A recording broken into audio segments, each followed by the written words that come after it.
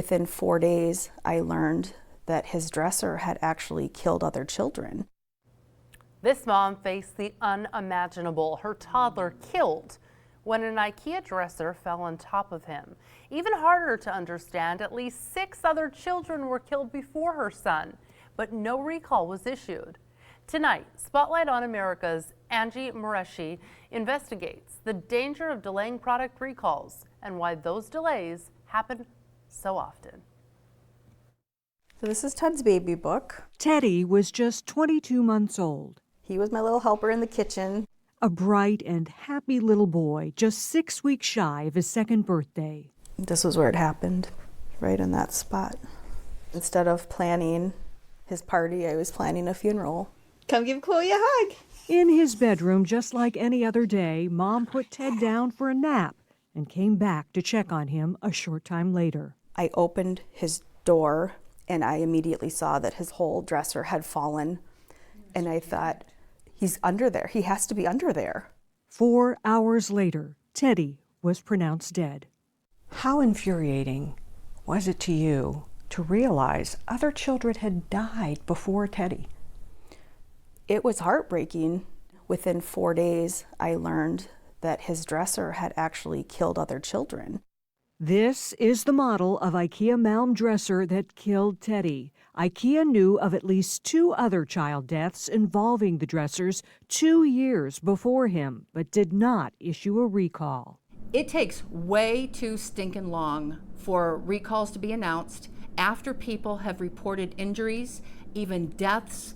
This just-released study by the Public Interest Research Group highlights the danger. Last year alone, nearly 300 product recalls involving 650 injuries and 6 deaths, which happened over several months, even years prior to the recalls. Lean into that sprint, Peloton! Peloton is one of the most troubling examples in recent years. Disturbing videos of children being pulled under the treadmills went viral, but despite serious injuries, no recall was issued until a child died.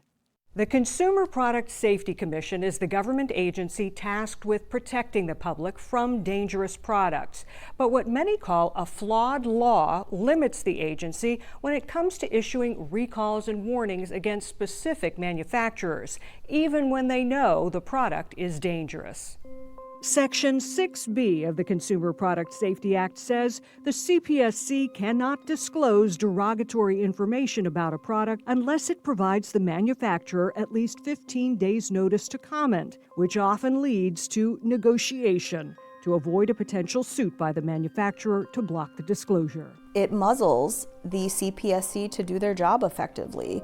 Finally, 4 months after Teddy's death, IKEA recalled 29 million Malm and other dressers. But it came too late for too many. At least 7 deaths now documented prior to the recall. The bottom line is our recall system is broken, colossally broken. The question now, is it time to fix it, especially when lives are at risk? In our next report, an exclusive interview with the head of the C.P.S.C., we ask why the agency isn't more aggressive and find out what's being done to change that. For Spotlight on America, I'm Angie Moreschi.